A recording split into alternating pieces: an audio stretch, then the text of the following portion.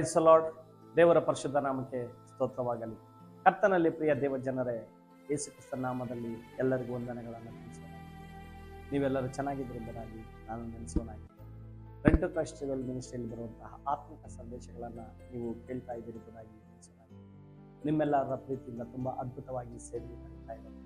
ಅನೇಕ ಸಂದೇಶಗಳು, ಅನೇಕ ಆತ್ಮಿಕ ಜನರು ನಮಗೆ ಫೋನ್ ಮಾಡಿ ಇದರ ಅನುಭವಗಳನ್ನು ಹಂಚಿಕೊಳ್ಳುವವರಾಗಿದ್ದಾರೆ. ಅವರ ಅನಿಸಿಕೆಗಳನ್ನು ಮತ್ತು ಪ್ರಾರ್ಥನೆಗಳನ್ನು ಮಾಡಿಸ್ಕೊಳ್ಳುವವರಾಗಿದ್ದಾರೆ. ಕರ್ತನು ಎಲ್ಲರನ್ನ ಆಶೀರ್ವಾದ ಮಾಡಿ, ಅಷ್ಟೇ ಅಲ್ಲದೆ ಈ ಆತ್ಮಿಕ ಸಂದೇಶಗಳು ಅನೇಕ ಜನರಿಗೆ ಶೇರ್ ಮಾಡಿ ಮತ್ತು ಲೈಕ್ ಮಾಡಿ ಮತ್ತು ಸಬ್ಸ್ಕ್ರೈಬ್ ಮಾಡೋದ್ರ ಮುಖಾಂತರವಾಗಿ ಈ ಸೇವೆಗೆ ಪ್ರೋತ್ಸಾಹಿಸಿ ಕರ್ತನು ನಿಮ್ಮೆಲ್ಲರನ್ನ ಆಶೀರ್ವಾದ ಮಾಡಲಿ. ಆಮೇಲೆ ಈ ದಿನದಲ್ಲಿ ದೇವರ ವಾಕ್ಯ ಎಫೆಸದವರಿಗೆ ಬರೆದ ಪತ್ರಿಕೆ 1ನೇ ಅಧ್ಯಾಯ 3ನೇ ವಚನದಲ್ಲಿ ಈ ರೀತಿಯಾಗಿದೆ: ದೇವರು ತಂದೆಯೂ ಆಗಿರುವ ಆತನಿಗೆ ಸ್ತೋತ್ರ, ಆತನು ಪರಲೋಕದಲ್ಲಿನ ಸಕಲ ಆತ್ಮಿಕ ವರಗಳನ್ನು ನಮಗೆ ಕ್ರಿಸ್ತ ಯೇಸುವಿನಲ್ಲಿ ಅನುಗ್ರಹಿಸಿದ್ದಾನೆ ಎಂಬುದಾಗಿದೆ.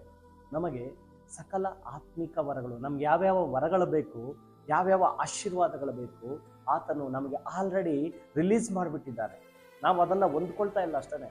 ದೇವರು ಆಲ್ರೆಡಿ ನಮಗೆ ಎಲ್ಲ ಬೇಕಾದಂಥ ಎಲ್ಲ ಆಶೀರ್ವಾದಗಳು, ಎಲ್ಲ ವರಗಳು, ಎಲ್ಲ ಪ್ರಸನ್ನತೆಗಳು, ಎಲ್ಲ ಗಿಫ್ಟ್ಗಳನ್ನು ನಮ್ಗೆ ಆಲ್ರೆಡಿ ಕೊಟ್ಬಿಟ್ಟಿದ್ದಾರೆ. ಪ್ರಿಯ ದೇವಜನರು, ನಾವು ಅದನ್ನು ಪಡ್ಕೊಳ್ಳೋತಾ ಇಲ್ಲ. ಯಾಕಂದರೆ ನಾವು ಅಷ್ಟೊಂದು ಡೀಪಾಗಿ ನಾವು ಯೋಚನೆ ಮಾಡೋದಿಲ್ಲ.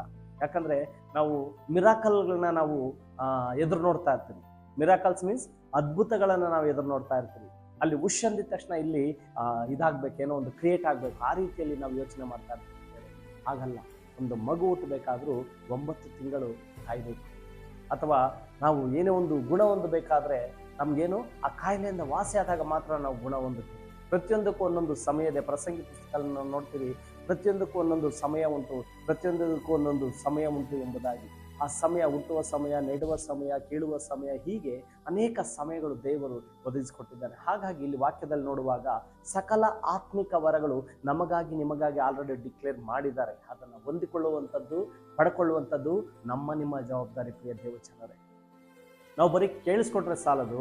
ಆತನಲ್ಲಿರುವಂತಹ ಯಾವ ವರಗಳು ನಮಗೆ ಆತನು ಕೊಟ್ಟಿದ್ದಾನೆ ಎಂಬುದಾಗಿ ನೋಡುವಾಗ ಸಕಲ ಆತ್ಮಿಕ ವರಗಳು, ಸಕಲ ಅಂದರೆ ಎಲ್ಲ ವರಗಳು ನಮಗೆ ಕೊಟ್ಟಿದ್ದಾನೆ. ಒಂದೇ ಒಂದು ವರ ಅಂತಲ್ಲ, ಈ ವರ ಆ ವರ ಯಾವ ವರ ಅಂತಲ್ಲ, ಎಲ್ಲ ವರಗಳು ನಮಗೆ ಆರೋಗ್ಯದ ವರ, ಆಶೀರ್ವಾದದ ವರ, ಫಲದ ವರ, ಪ್ರೀತಿಯ ವರ, ಸಂತೋಷದ ವರ, ಮತ್ತು ನೆಮ್ಮದಿಯ ವರ, ಎಲ್ಲ ವರಗಳು ದೇವರು ನಮ್ಮಲ್ಲಿ ಇಟ್ಟಿದ್ದಾನೆ. ಆದರೆ ಅದನ್ನು ನಾವು ಯೂಸ್ ಮಾಡ್ಕೊಳ್ತಾ ಇಲ್ಲ.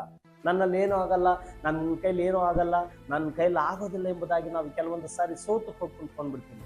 ಆದರೆ ದೇವರು ನಿನ್ನಲ್ಲಿ ಆಲ್ರೆಡಿ ಆ ವರಗಳನ್ನು ಇಟ್ಟಿದ್ದಾನೆ, ನೀನು ಪಡ್ಕೊಳ್ತಾ ಇಲ್ಲ. ನನ್ನಲ್ಲಿ ಯಾವ ಶಕ್ತಿ ಇದೆ ಎಂಬುದಾಗಿ ನಾವು ಯೋಚನೆ ಮಾಡೋದಿಲ್ಲ. ಪ್ರಿಯರೇ, ದೇವರು ಪ್ರತಿಯೊಬ್ಬರಿಗೂ ಒಂದೊಂದು ವರಗಳನ್ನು ಕೊಡಲು ಶಕ್ತನಾಗಿದ್ದಾನೆ, ಕೊಟ್ಟಿದ್ದಾನೆ ಆಲ್ರೆಡಿ.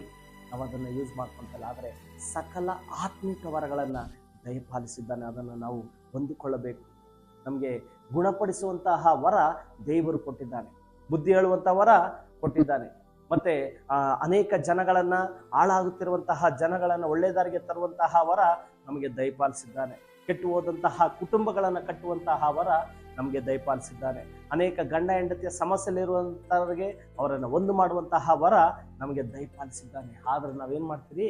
ನಾವು ಅವೆಲ್ಲ ಯೋಚನೆ ಮಾಡೋದಕ್ಕೆ ಆಗಲ್ಲ. ನನ್ನ ಕೈಲಿ ಏನೂ ಆಗಲ್ಲ, ನಾನು ಬಲಹೀನನು, ನನ್ನ ಕೈಲಿ ಏನೂ ಆಗಲ್ಲ ಎಂಬುದಾಗಿ ನಾವು ಒಂದು ರೀತಿಯಲ್ಲಿ ನಿಸ್ಸಾಹ ರೀತಿಯಲ್ಲಿ ನಾವು ಕುಂತ್ಕೊಂಡು ಬಿಡ್ತೀವಿ ಪ್ರಿಯರು. ಆದರೆ ದೇವರು ಹೇಳ್ತಾ ಇದ್ದಾರೆ, ನಿನಗೆ ಆಲ್ರೆಡಿ ಎಲ್ಲ ವರಗಳನ್ನು ನಾನು ದಯಪಾಲಿಸಿದ್ದೀನಿ ಎಂಬುದಾಗಿ.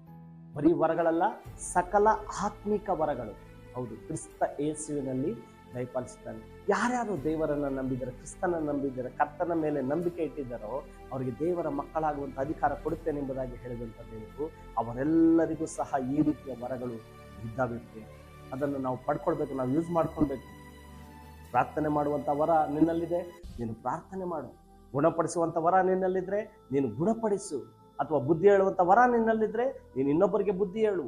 ಕೆಟ್ಟು ಹೋಗುತ್ತಂಥ ಮನುಷ್ಯನನ್ನು ಸರಿದಾರಿಗೆ ತರುವಂಥ ವರ ನಿನ್ನಲ್ಲಿದ್ದರೆ ಅದನ್ನು ನೀನು ಬಳಸ್ಕೊ. ಆದರೆ ನಾವು ಕೆಲವೊಂದು ಸಾರಿ ಅದನ್ನು ನಾವು ನೆಗ್ಲೆಕ್ಟ್ ಮಾಡಿಬಿಡ್ತೀವಿ, ನನ್ನ ಕೈಲಿ ಏನೂ ಆಗಲ್ಲ ಎಂಬುದಾಗಿ. ಆದರೆ ದೇವರು ಹೇಳ್ತಾ ಇದೆ, ಸಕಲ ಆತ್ಮಿಕ ವರಗಳನ್ನು ಕ್ರಿಸ್ತ ಯೇಸುವಿನಲ್ಲಿ ದಯಪಾಲಿಸಿದ್ದಾನೆ. ಅದನ್ನು ಜ್ಞಾಪಕ ಇಟ್ಕೋ ಪ್ರಿಯ ಮಗನೇ, ಮಗಳೇ, ಪ್ರಿಯ ಸಹೋದರ ಸಹೋದರಿಯೇ, ನಾವು ಜ್ಞಾಪಕ ಇಟ್ಕೊಳ್ಬೇಕು. ಯಾಕಂದರೆ ಆಲ್ರೆಡಿ ಡಿಕ್ಲೇರ್ ಮಾಡಿದ್ದಾರೆ. ಹಾಗಾಗಿ ದೇವರು ನಂಬಿಗಸ್ತನು, ದೇವರು ಪರಿಶುದ್ಧನು, ದೇವರು ನೀತಿವಂತನು, ದೇವರು ಯಾವಾಗಲೂ ಇರುವಾತನಾಗಿದ್ದಾನೆ. ಹಾಗಾಗಿ ನಾವೇನು ಮಾಡಬೇಕಂದ್ರೆ ಆತನಲ್ಲಿ ನಂಬಿಕೆ ಇಟ್ಟು ಜೀವಿಸುವಾಗ ಎಲ್ಲ ಆತ್ಮಿಕ ವರಗಳು, ನಮ್ಮಲ್ಲಿರುವಂತಹ ನಿರುತ್ಸಾಹ, ನಮ್ಮಲ್ಲಿರುವಂತಹ ನಿಶಕ್ತಿ, ನಮ್ಮಲ್ಲಿರುವಂತಹ ಭಯದ ವಾತಾವರಣಗಳು, ನಮ್ಮಲ್ಲಿರುವಂತಹ ಒಂದು ಏನು ಗಿಡ್ಡಿನೆಸ್ ಎಲ್ಲವೂ ಸಹ ದೇವರು ತೊಳೆದು ಹಾಕೋದಕ್ಕೆ ಶಕ್ತನಾಗಿದ್ದಾನೆ. ನಾವು ನಂಬಿಕೆ ಇಡಬೇಕು. ಸ್ಥಿರ ಚಿತ್ತದಿಂದ ನಾವು ನೇಗಿಲ ಮೇಲೆ ಕೈ ಇಟ್ಟು ಹಿಂದಕ್ಕೆ ತಿರುಗ ನೋಡದ ಹಾಗೆ ಏನ್ ಮಾಡಬೇಕು? ಒಂದೇ ಮನಸ್ಸಿನಿಂದ ಸ್ಥಿರ ಸ್ಥಿತಿಯಿಂದ ನಾವು ಆತನಲ್ಲಿ ಮುನ್ನಡೆದಾಗ ಮಾತ್ರ ನೀನು ಅಭಿವೃದ್ಧಿಯನ್ನು ಕಾಣ್ತೀಯ, ನೀನು ಸಕ್ಸಸ್ ಅನ್ನು ಕಾಣ್ತೀಯ, ನಿನ್ನ ಜೀವನದಲ್ಲಿ ಮೇಲೆ ಬರ್ತೀಯ. ದಿನದಿಂದ ದಿನಕ್ಕೆ ನೀನು ಅಭಿವೃದ್ಧಿಯನ್ನು ಕಾಣಲು ಶಕ್ತನಾಗುತ್ತೇವೆ. ಹಾಗಾಗಿ ನಾವೇನ್ ಮಾಡಬೇಕು? ಆತನಲ್ಲಿರುವಂತಹ ಆ ಒಂದು ಆತ್ಮಿಕ ವರಗಳನ್ನ ನಾವು ಪಡೆದುಕೊಂಡು ಆತನಿಗಾಗಿ ನಂಬಿಗಸ್ತರಾಗಿ ನಾವು ಜೀವಿಸಬೇಕು. ಆತನಲ್ಲಿ ಜೀವಿಸಿದಾಗ ದೇವರೆಲ್ಲರನ್ನ ಆಶೀರ್ವಾದ ಮಾಡಲು ಶಕ್ತನಾಗಿದ್ದಾನೆ. ಹಾಗಾಗಿ ಈ ವಾಕ್ಯಗಳನ್ನ ಕೇಳುತ್ತಿರುವಂತಹ ನೀವೆಲ್ಲರೂ ದೇವರ ಕೃಪೆಗಾಗಿ ಜೀವಿಸಿರಿ. ಆತನ ವರಗಳನ್ನ ನೀವು ಬಳಸಿ ನೀವು ಯೇಸು ಕ್ರಿಸ್ತನಿಗೆ ಮಹಿಮೆ ತರುವಂತಹ ಕೆಲಸಗಳಾಗಿ ದೇವರ ಮಕ್ಕಳಾಗಿ ಜೀವಿಸಿರಿ. ಕರ್ತನ ನಿಮ್ಮೆಲ್ಲರನ್ನ ಆಶೀರ್ವಾದ ಮಾಡಲಿ. ಆಮೆನ್.